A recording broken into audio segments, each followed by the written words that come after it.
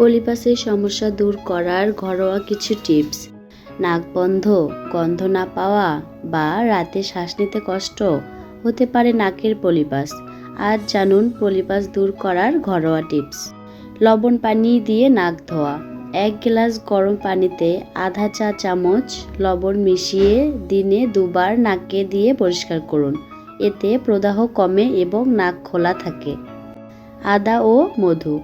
1 টুকরা আদার রসের সাথে 1 চা চামচ মধু মিশিয়ে সকালে খালি পেটে খান। এতে প্রদাহ কমাতে সাহায্য করে। বাষ্প নিন।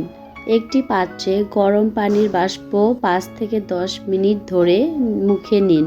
এতে নাক পরিষ্কার হবে ও শ্বাস সহজ হবে। ভিটামিন সি সমৃদ্ধ খাবার খান।